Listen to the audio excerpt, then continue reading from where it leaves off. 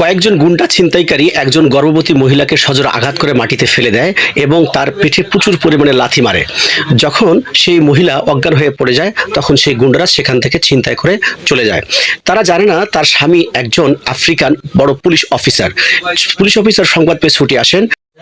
হাসপাতালে আসার পর তার স্ত্রীর হুঁশ ফিরে যায় এবং তার স্বামীকে সব ঘটনা সে খুলে বলে এবং সে বাইরে দাঁড়িয়ে থাকে এবং তার অপেক্ষা করতে থাকে কি অবস্থা হয়। এবং ডাক্তার কিছুক্ষণ পরে এসে জানায় যে তার মাথায় একটু আঘাত লেগেছে, কিন্তু তার গর্ভের সন্তানকে বাঁচানো যায়নি। একথা শোনার পর অ্যান্টোনিও মনে খুব আঘাত পায় এবং কষ্ট পায়।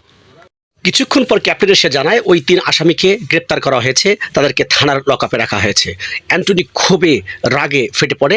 একদিন যখন তার স্ত্রী ঘুমিয়ে পড়েছিল তখন অ্যান্টনি একাই থানায় চলে আসে এবং লকআপে সেই আসামি ৩জনকে দেখতে পায়।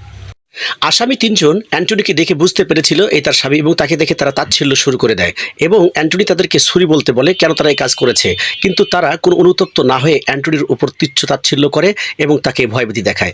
ইতিমধ্যে অ্যান্টনি গাড়ি থেকে একটি বক্স বের করে নিয়ে আসে এবং একটা হাতিয়ার বের করে নিয়ে আসে।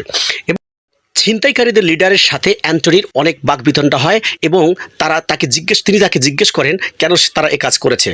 তারা ক্ষোভে রাগে তার উপর তাচ্ছিল্য শুরু করে। তখন অ্যান্টনি দরজা খুলে লকআপের ভেতরে আসে এবং তাদেরকে একটি অপশন দেয়, যদি তার মোকাবেলা করতে পারে তাহলে অবশ্যই তাদেরকে রিলিজ করে দেবে, কিন্তু তারা তার সাথে লড়াই করতে প্রস্তুত। এক মারে যখন একজনকে ফেলে দিয়ে নগরকে পাঠায় দেয়, আরেকজন মোটা করে ছিনতাইকারী তাকে জড়িয়ে ধরে এবং তিনি সহজে তাকে আঘাত করে মাটিতে ফেলে দেন এবং লাথি দিয়ে ফেলে দেন এবং তাকে নরকে পাঠিয়ে দেন। ছিনতাইকারীদের লিডার এটা দেখে মোটেও বিচলিত হন না এবং তাকে আহ্বান জানান তার সাথে লড়াই করার জন্য। প্রচুর লড়াই শুরু হয়। অ্যান্টনি তাকে প্রচুরভাবে আঘাত করেন এবং তাকে মাটিতে ফেলে দেন এবং তার বুকের উপরে সজোরে আঘাত করে তাকে রক্তাক্ত করে দেন। তখনও কিন্তু সেই লিডার কোনো অনুতপ্ত ছিল না এবং তারপর মারের উপর মার দিয়ে রক্তাক্ত করে এই লিডারকেও জাহান্নামে পাঠিয়ে দেন। তবুও সন্তান হারানোর ব্যথা সে ভুলতে পারে না।